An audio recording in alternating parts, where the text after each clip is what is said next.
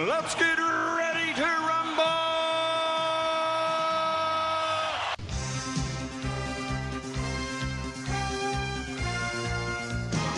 Hello and welcome to Netflix vs. Cinema, the podcast that is doing its very best to ignore all of the hype and resolutely refuse to watch Zack Snyder's Justice League on the day that it was released. My name is Tosin, I am the host, based up in Worcestershire, and joining me as always on the Isle of Wight are Sharon. Hello. And Shaun. Oh yeah. Alright, now, for some reason today, the Isle of Wight usually has this whole thing where it likes to set itself as apart from the mainland in the UK. And this seems to have been showing up in our internet as well, where there actually seems to be a delay between myself, Sharon, and Shaun. So, if I say something, there might be a little bit of a pause before Sharon or Shaun answer any questions that I might ask. Isn't that right, Sharon or Shaun? Oh, yes. Yes. Yeah, there you see. That was what I'm talking about. Yeah. Now, you guys might not get this, but anybody listening to this recording will have wondered whether we'd stopped recording or whether the MP3 player was working or anything like that, because there was just a big, massive pause. But anyway, we shall soldier on regardless. Now, what we do on this show is, as the name says, Netflix vs. Cinema. We usually go to the cinema, watch 3 things, stay at home, watch 3 things, and then we weigh up where money has been better spent. Now, with lockdown restrictions being eased little by little in the UK, we're getting closer and closer to actually having cinematic films to talk about. Especially now as they're talking. Yeah, I know. Look at Shaun. Shaun's so happy about that. Shaun's doing a sort of double flex, double thumbs up, double everything. Do my Arnie. Yeah, double everything. Cinemas are almost back. And we're getting closer and closer to that. And especially seeing as I think either last week or the week before, I get confused because time just seems to have lost all meaning. We were talking about Golden Globes and how the Golden Globes had happened, and we were pretty much none the wiser about the fact that they were even happening. I think this week, the Oscars got announced, and I'm kind of like, ooh, okay, cool. Haven't seen any of those films. I don't even know what's going on with that. So it's going to be interesting to see what happens. But what we're going to do now is that we're going to talk about things that we have been watching at home. We are going to bring even though we might have watched more than one thing, we'll bring one thing as our main thing to the party. The rest we will just sort of say, the rest will be also rans, which will give like quick synopsis of and then we'll review the other things that we've watched. So Sharon, we'll kick off with you. I think you said that you've had a bit of a slow week, watching-wise. Yes, I haven't actually seen anything in its entirety. I did start to watch a film, and then I just gave up. What film was that? Can we ask? Well, I think it would be a good film had I persevered. I mean, it wasn't the film's fault. I just didn't feel in the mood to watch it. I've got to the point though where I think where television has been so readily available, I'm not interested. So even when the new releases come out on Amazon and they come out on Netflix and you see them flagged up, oh, this great new release, I can barely. If I was Roger Moore, one eyebrow wouldn't even twitch. Oh dear. So I'm ready now for the cinemas to be back. I'm ready to give all of my attention to something on the screen, because I think I'm finding on the television I'm too easily distracted. I mean, my phone is there, I've got a book there, I've got something to do there. It's too easy to not actually watch stuff. And I'm finding it easier not to watch than it is to actually give my attention to something. So I must admit, I have completely failed and utterly in my mission this week to watch a new film or a new series. I've watched half of The Duel, which was a Western on Netflix, which had the makings of being quite an interesting film. But I'll never know.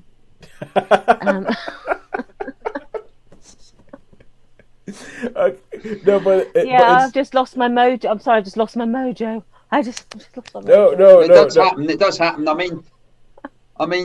mean, with me, I've seen a lot of films, there's only like some I get into, but I also like as I'm watching the film, I am doing other stuff, you know. So I mean, I do like, and I just sort of look up and sort of think, oh, that's a little bit that's going on there.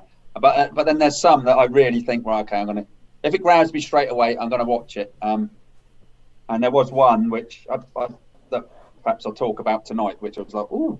So, but that is Sharon. I do understand what you mean. I thought one of the films would be a good one to review. Yeah. Yeah, but Sharon, I do understand what you mean because I think it's you do get that. You do get almost sort of like screen fatigue. And I found myself having that but not this week, not so much with films or TV, but for me with tennis, because speaking about Amazon have bought like the rights to most of the tennis that exists in the world. So every week there's like 3 or 4 different tournaments going on. I usually like watching it. And then I found myself switching on to a match. I'm going, yeah.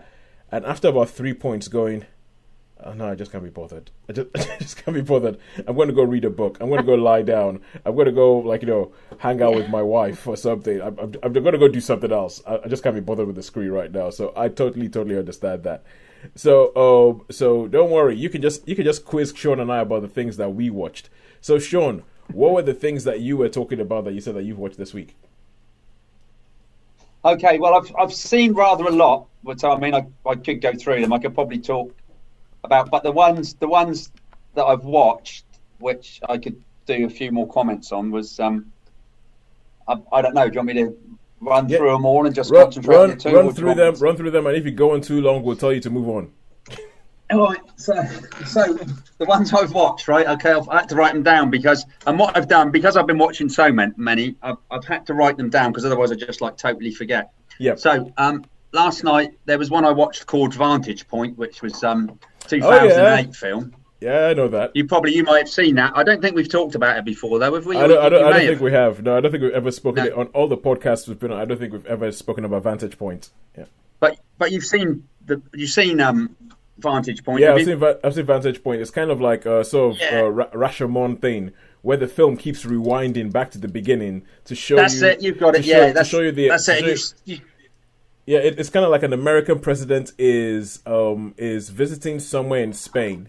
And you see it from the point of view of somebody who is like part of this separatist group in Spain. You see it from the point of view of this guy who's a Secret Service agent. You see it from the point of view of somebody who's just going on a holiday in the ship. That as well, yeah. And then you see all these different points of view of what actually happened, and then it builds towards the end as to this is what actually went on. What do you reckon? I really, really disliked about this movie. I started watching this movie and I thought, oh yeah, okay. I mean, I thought. At the start, you've got Sigourney Weaver as in the phone booth. She was absolutely fantastic. She was the best thing in this. She was just. She was only in it for, I don't know, maybe 5-10 minutes, but she was absolutely brilliant. I thought. Yeah. Okay. Sorry, I was just going to answer your question. I'm sorry, this delay is really messing with us. But to answer your question as to when you said that, what do I think was the thing you really didn't like? My first thought was Matthew Fox. I was just kind of like. I don't think Shaun would have liked Matthew Fox in the film, full stop. What it was the car chase. Oh, okay. There's the most ridiculous half an hour car chase with was like. I will admit. I will admit that I do remember the car chase because an ambulance chase, apart from that, it would have been okay, but that just sort of killed it, I think I remember watching the film and I remember thinking that it was interesting and it was a great premise and it was like the way they kept rewinding and you're like, ooh, what happened there? What happened there? What happened there? And then but when it gets to the end of the film and they actually show you what happened, it's a bit underwhelming. You're like, oh, that was it. It's a letdown. You're like, it feels like an episode of Midsummer's Murders that they have just tried to they've tried to jazz up by putting this sort of narrative construct around the way it keeps rewinding. But at the end of it, you go, yeah, that wasn't that impressive. That's it, That's what I remember about the film. Yeah. Okay. So what else? Anyway, so that's one. So that would okay. So another thing I watched that the week before last week, and I sort of was going to save it for this week. It was a film called The Silencing. Oh yeah, 2020 movie. Basically, it's sort of this guy's a hunter, but he's isolated himself away, and his daughter's sort of been disappeared, and it ends up in like a little bit of a cat and mouse game with. It was quite interesting with a few twists and turns, and like someone who you think's a goodie is not a goodie, and you think, oh right, okay, and I can understand. Sort of certain people are protecting people, and then something else turns up, and so yeah, this was okay. This was an okay movie. I mean, it was pretty much standard fare for those sort of, you know. So isolationist hunter in the middle of a forest kind of person films. Yeah. So trying to find out things, you know, and then is it an American film? Sort of, yes, it's an American film, and it's got. I'm actually a bit better prepared today. It's got what's his name? Costa Waldo, is it? Nicology. Oh yeah, Nicola. Yes, I have heard of this. And yeah, he's from Game of Thrones, of course. Yeah. Josh Cruddus is the shorter brother. You got the taller brother, the shorter brother. So yeah, it was quite Mrs. Berg, but anyway, not Iceberg. This one, it's okay. It's a sort of 3 stars worth a watch. If you, you know, it's fairly new. It's a brand new one. All right. So. All right, and if we go forward. Good. So 3 stars for the silencing. If we go forward, what else do we have? Unless one of you else wants to talk. Okay, target number 1. What's that? Now, target number 1. This is 2020, and it's a true story of about a Canadian journalist that investigates basically this. The Canadian wanted to do a drug, get a big drug score, and there's this. Well, he's not even really a small, he's a small time just the user really. But anyway, they say, we'll pay for you to go on a trip to Thailand for this major drug haul and all that. And I mean, he's pretty innocent in a lot of it. Anyway, he goes along with it because he thinks, I'll have a holiday in Thailand, whatever. And he ends up in this silly bust, which is next to nothing. But he ends up getting if he doesn't plead guilty, he ends up getting a death sentence. So, or otherwise it's life in prison. And it's about this Canadian journalist that goes and investigates. So it's a bit like All the President's Men sort of thing. And it's a true story. So, this was okay. Quite interesting. Bit too long, dragged on a little bit too much for me. Could have been a little bit shorter. But this again would probably be 3 star for me. 3 star.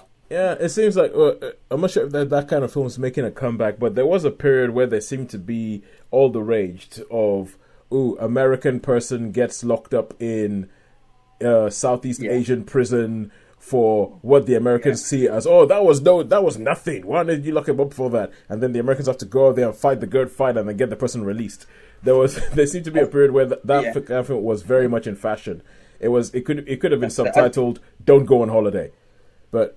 That's it, yeah, don't go on holiday. I think we reviewed one actually when I was on lockdown in Bournemouth. I think I saw one, and I think it was called A Prayer for the Sun or something like that, or A Prayer for the Sun, which I think we reviewed. Was one. Yes, I remember that. I remember with Joel, what's his face? That's it, yeah. So, okay. Anyway, I'll pray for the dying. I don't know, and then the other one before I say about the 2 was this film called Mafia Inc. Okay, Mafia Inc. So this is basically The Godfather, but in Italy. So it's just basically, and it's so yeah. So it's a start. I suppose it's a little bit different in the way that no, it's not. It's totally The Godfather, really. You're like, it's The Godfather. It's The Godfather. Only in Italian. I'm trying to sort of justify it, but. Yeah, it is it's The Godfather, really. Well, and probably The Godfather 3 with, probably all 3 of them, really. But yeah, so basically it is, so, there's this really horrible. Well, no, I think you said it, sure. You said it, The Godfather in Italian. Okay, that's good. Yeah, so that's that. So that's just an Italian Godfather version. All right. So that sounds like another 3 star at the most. Yeah. So that's the also rans. It's quite violent, but it's all right. That's the also rant. All right, cool. I don't know if someone else wants to have have a chat? I guess I feel I've hogged it all. It could just be me. It could just be me because obviously Sharon's having a week off. Sharon's taking a week from her screen fatigue. Well, so my also ran this week. I think I have seen more. Okay, I'll mention the two things I've seen for my also runs. Is number one is a series on Netflix called "I Am Not Okay with This," and one of the reasons I want to, and it's all about it's based on a graphic novel by a guy called Charles Forsome. And it's about a girl who lives in a tiny sort of back end of nowhere town in Pennsylvania. And it starts off also, well, when this thing starts off, and she's walking along the streets with this shocked look on her face, looking for all the world like Carrie in the Stephen, like Cece Spacek and Carrie. Mm-hmm. Oh, Cece Spacek at the end of Carrie, so covered in blood. And she's just sort of walking along the road. And there's a voiceover that comes on, it's sort of like going, "Dear Diary." And she's just walking like covered in blood. And it goes back, and it goes one of these things where it goes back to the beginning and it tells you about the story. And you find out that she is your typical sort of teenage girl who is trying to figure out who she is, trying to figure out where she's in the world, doesn't really get along well at school, has one friend, and it's, but at the same time as she's trying to figure this out and she's trying to figure out who am I, who do I like, what's my sexuality, she starts getting this feeling that whenever she feels threatened or whenever she feels sad or when she feels angry, weird stuff happens. Like it transpires that she is developing telekinetic powers. So it's kind of like it's one of these things where it's almost kind of like Carrie. Yes, very like Carrie, like she's very telekinetic powers. But I think this focuses a lot more on the sort of high school thing about it and all that. I think it's quite good. But one of the things that struck me about it is I was watching it and I was going, this feels a little bit familiar. And the name's popped up at the end. You know when it comes up at the end of the episode and it says directed by, written by, and I was like, those names sound familiar.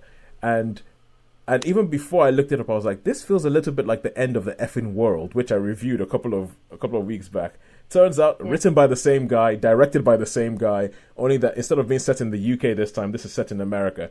And apparently they're supposed to be taking place at the same time. But so it's just quite funny. It seems like it's this whole thing of disaffected youth. One of them is kind of like a serial killer, Bonnie and Clyde kind of story, heist movie. The other one is kind of like taking that same idea, but imagine if you had a superhero kind of thing in the world. So there isn't really much fun in being a superhero in this.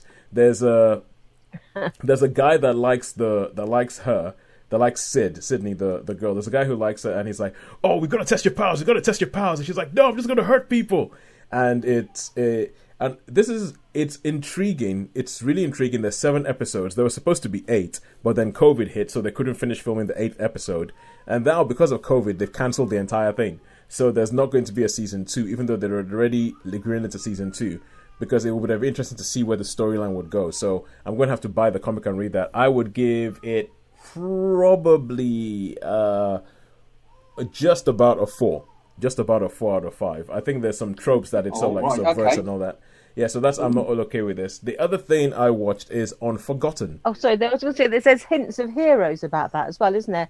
When you think the first series of Heroes where people are discovering these different powers that have sort of come upon them. Yeah. But Heroes is a lot more superhero, typical comic book than this. This is a lot more kind of like... there's a twist. Oh, there's an element of if Ken Loach made a superhero film about this. So there's an element of like kitchen sink. There's an element of, oh my god, like she lives in a run. As part of the story, her dad killed himself, and they're trying to figure out why. He killed himself in the basement of their house. They can't afford to leave the house, so they're still staying in the house, and they have this idea of her dad killing himself in this house that just sort of like pervades everything. Her mom is kind of like the typical thing. Her mom works at a diner, trying to get all the shifts under the sun, just so they can keep the lights on. That's so there's that kind of thing running through the whole thing where that it's bleakness. It's exactly, it's a bleakness. So it was something like Heroes. Heroes was shiny, and Heroes was, oh my word, I could fly! Isn't that amazing? We might save the world. This is just kind of like, oh, you know what? I just want to go to school. I don't want to get back home without anybody talking to me and nobody messing me up and nobody making me feel worse than I already do. So that's the difference between something like Heroes and something like I'm not okay with this. So the other thing I watched was the first season of Unforgotten. Now, this is a TV show that Netflix is one of the things that Netflix has been shoving in your face for some reason. I don't know why, but then I found out that Netflix is losing the access to this on the 30th of March. It's a British TV show. It's originally shown on ITV. I saw it on the television. Yeah, that's the thing. And I'm not sure if this is insults. It's an insult to you, Sharon. But when I saw Unforgotten, I was like, oh, I bet you Sharon's seen this. This seems like the kind of thing Sharon would watch. So, yeah, I like Nicola Walker and I like Sanjay Pushkar, so I thought, well, it's a good combination for me. yeah, I have to admit that is because I do like Nicola Walker. I think she's one of those. It's weird if you can have somebody who I think is highly rated and underrated at the same time. If you get what I mean. Yeah. Like she is highly rated, but she isn't massively high profile. But pretty much almost everything that she's in, at least she's good in it. Spooks, it's quality. Yeah, Spooks, Chalk, that episode of Jonathan Creek, Last Tango in Halifax. She's good in it, and it's and I finished watching the first season of this yesterday, and I thought it was actually really, really good. The way, because if anybody doesn't know that, Sharon, correct me if I'm wrong about anything, but each season is about what they would call a cold case. So. I don't know if they do this in every season, but in season 1, they find the remains of a dead body, and then they go through in sort of detail. How do they go about figuring out who this person is? When did they die? Is it worth it pursuing as a murder case, or is this person 400 years old and then there's no point? And I think it's kind of like when you watch CSI. The whole idea of the CSI thing was, ooh, look at the great swooshy graphics we have and the science that we use to catch the bad guys. With this, it's just more kind of like the procedure. How do we go about this? How do we go from A to B to C to join the dots to identify who this person is? And I really like the way that they also go out and they say these are all the different people who are affected by it.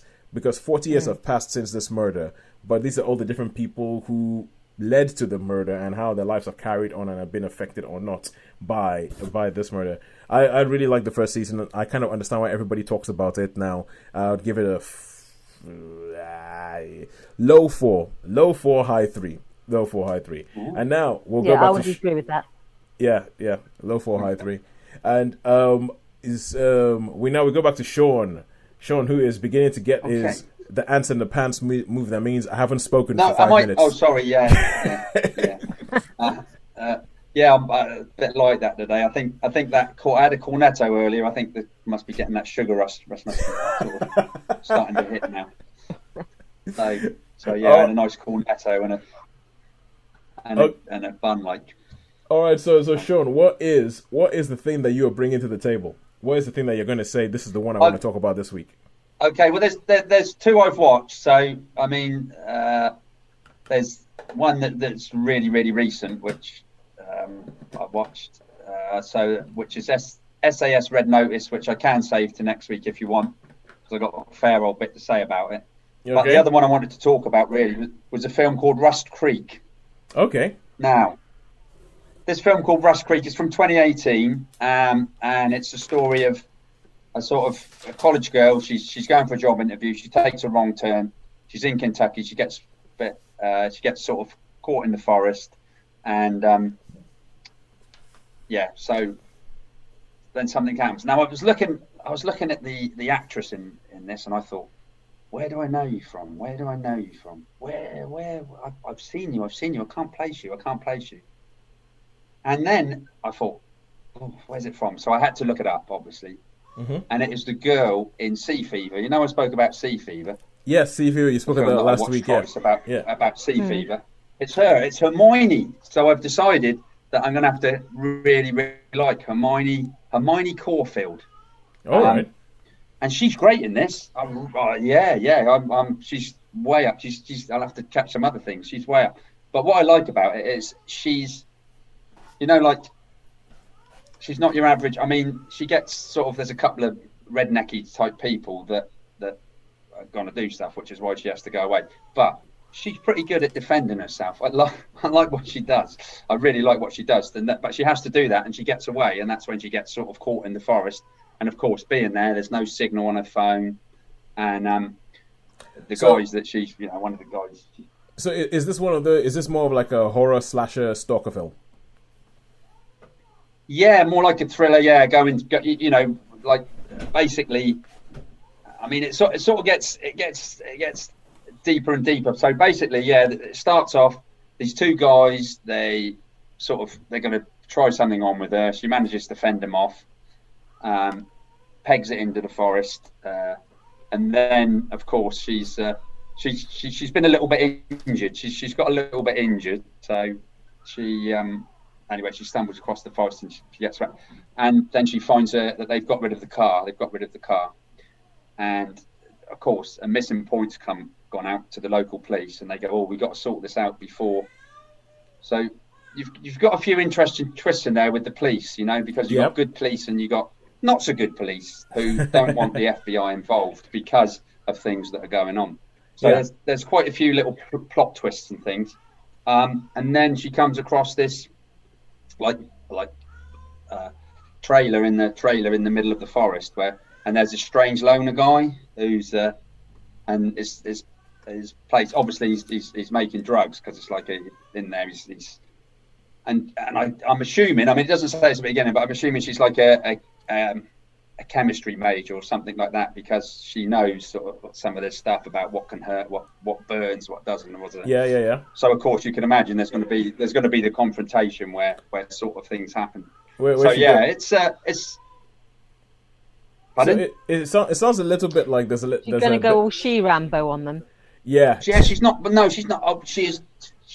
She's not a She-Rambo. She's not that good. She's not like, but she's savvy. Do you know what I mean? She's calculated, and she knows what's going on. Like, she knows when to hide. Oh yeah.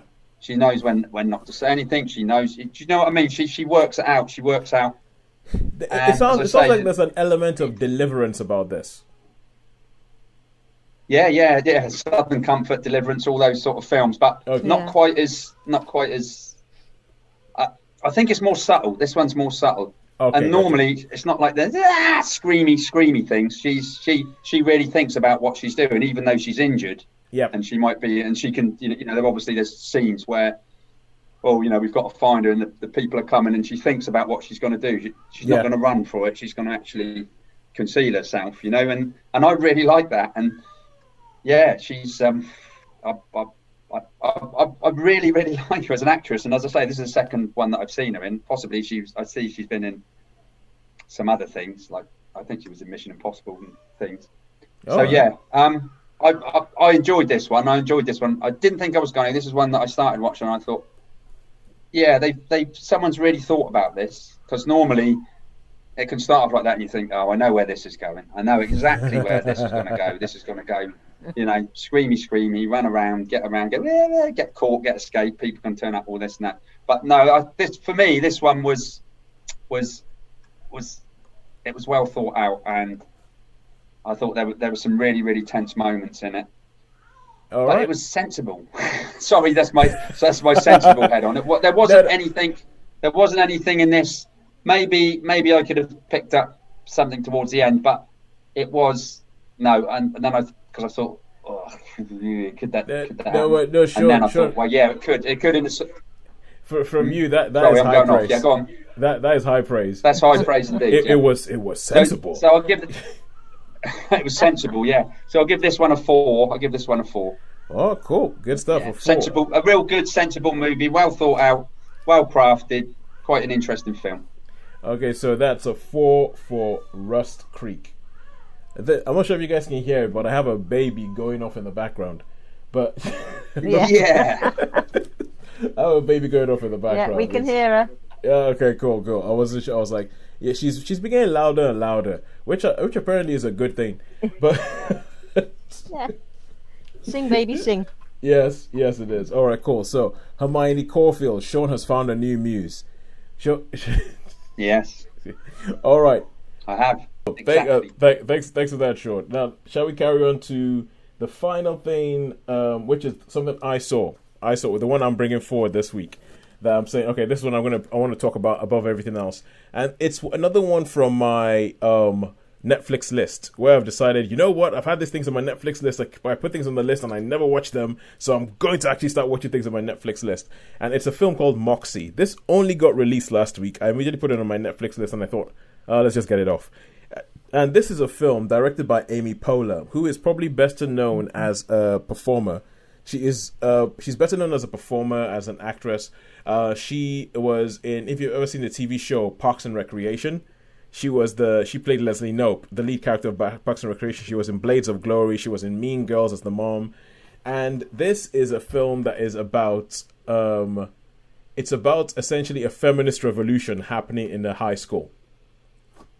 And it's funny that you were talking about, Shaun, you were talking about rewatching Batman and Robin with George Clooney and Arnold Schwarzenegger playing Mr. Freeze. And in this film, we have Mr. Schwarzenegger's offspring.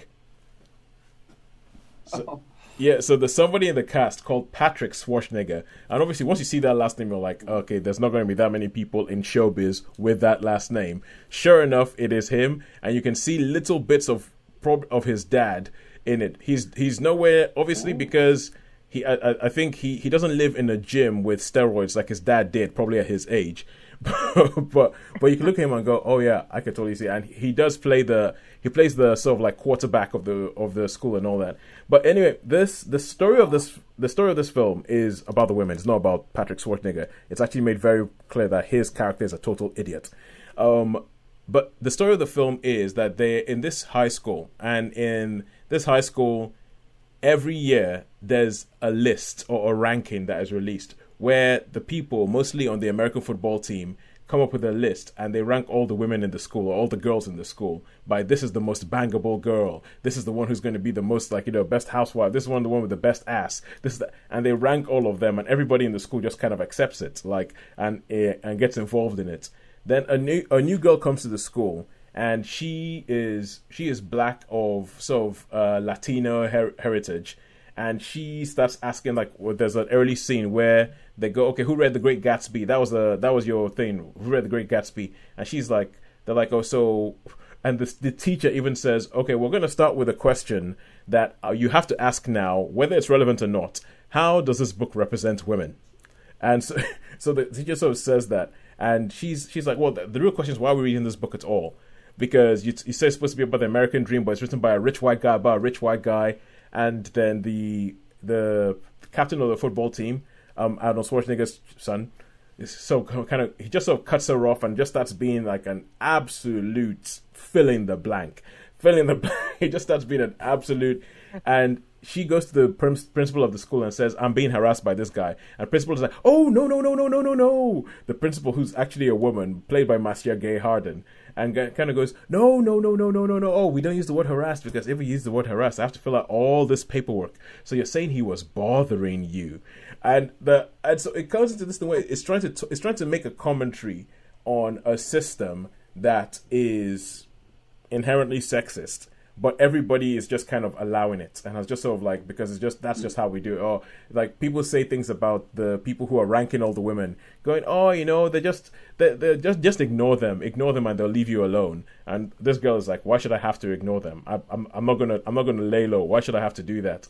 And the idea is that in the lead character, she starts thinking about her world, and she starts looking around and going, actually, yeah, why the heck do we do that? You know what? That doesn't make any sense. That is actually wrong. And she writes this magazine called Moxie, which she publishes it anonymously, puts it in the girls' bathrooms, and then all the girls start reading it, and then becomes this whole big thing, and all the girls in the school stand up and become like, you know what, we're not going to stand for this, we're going to fight, we're going to do it. And it becomes like, and so they go through all the different things, like, why did the male sports get all the attention when all the male sports in our school, they lose every single game? the female sports win every single game, but still the male sports are the ones that everybody makes a big deal about. They give the scholarships to the male football players when they haven't won a game for ages. However, the captain of the female soccer, because they're American, team is totally ignored, and so on and so forth. And all these things go on, and it's essentially a pretty straightforward thing of girl starts a revolution, things go wrong, and then, oh, guess what? I fall in love at the same time, and oh, yeah, we're going to go with these sort of things. Yeah. So it is, I'm not sure if you can pick it up in my voice, but I feel like it's almost a missed opportunity because I think where they start from is good, but there's too many bits in this film where I felt like they turned 2 pages at once, if you get what I mean. Mm-hmm. Where you're thinking, hang on a second, how did you go from there to there? Wasn't there a step? Isn't there a step here that yeah. Oh, so she's totally timid, and now all of a sudden she's a feminist icon? Wait, hang on, and there were just bits where I felt you could see what point they were trying to make. You could see what point Amy Poehler was trying to make, but I thought it was a little bit too much on the nose. It was too much on the nose. It was too right. Well. It was too. It wasn't like, I think. If I take another film that Amy Poehler stars in, Mean Girls, which is quite frankly a classic of the, I think, female-centered high school movies. Mean Girls is an absolute classic, and Mean Girls makes a lot of some of these sort of similar points without putting them front and center, but in a way that sort of feels as a whole. You get a whole sense of this world and all that. This is just too. There's bits of it where it's just really, really heavy-handed. It's really heavy-handed, so much so that I feel the point kind of gets lost. And there's things that they're trying to do about representation, about yeah, carry on, Shaun. I think sometimes some of these films now, they're trying to get them just, I don't know, they're just pushing it too much, aren't they? It's becoming, and I mean, I like to think of myself as a very liberal person, but it's just becoming too much the other way now, and it's like just forced upon you. Instead of being subtle, it's just really, really, really being forced upon you. The thing is, I don't know, but it's like when it's obvious in a film, when it's so obvious in a film that this is the point they're trying to make, but it's just like, okay, we know all this goes on, so you know, what do we have to? Yeah, I mean, there's a bit of you. Yeah, carry on. Yeah, I just think it's too much sometimes. I just think it's you know, it's like, it was like, again, we go back to she's not alone. I just think, you know.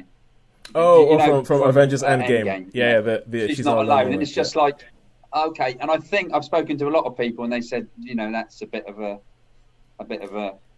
It's just like. Yeah, I don't know. I can't explain it. I'll tell you what my thing is. My thing is like, I think make a point. I personally feel like if you're telling a story and you're not making a point, I feel like you're wasting up. That's why I feel like this one was a wasted opportunity. But you have to tell a good story. There has to be good storytelling, and if you have a point, and if the point of your story is that I think animals are people too, and then you open up the book and every page just says animals are people too, animals are people too. Third page, animals are people too, in capital letters with big massive exclamation marks. That is not good storytelling. You're making your point. It might be a valid point from your point of view, but it's not good storytelling.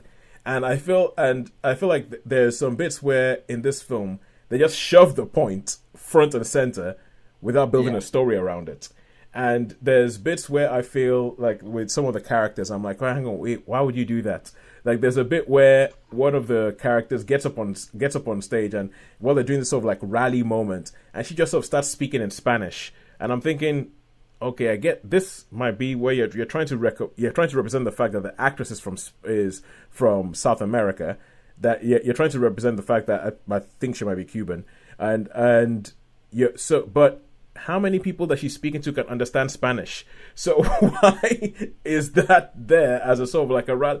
And there's just these bits where it just makes you keep thinking it isn't holding together as a film, it isn't flowing as a narrative, but you are making some very good points. But when it comes to telling a story, I am not entirely sold. So I would give Moxie 3 out of 5, but I do feel like some of the things that they point out are crazy. There's some of the things that I remember being in secondary school, because we call it secondary school in Nigeria, not high school. And remember that there were these sort of things that were happening in the way boys saw girls. And when you think about it, you think, okay, now that is a problem. That is a real problem. Yeah. I'm not. Yeah. I'm not saying there is one, but it can be told quite subtly. Yeah. Well, I mean, that's why I think last week when I spoke about misbehaviour. Yeah. It can be told as a good story, because I think sometimes I'm happy with non-subtle as long as the story is good. And I think points are good. Yeah. The story is not that good. I would give it a 3 out of 5 at the very. It's a low 3 for me. And this is something that I think, unfortunately, as much as I love Amy Poehler as a performer, she's directed 2 films now. There's another Netflix film called Wine Country that she directed, and it's the same thing. It doesn't hold together as a story. It's at most a bunch of different vignettes, and where you think, hang on, how did you get from there to there? That character doesn't hold together.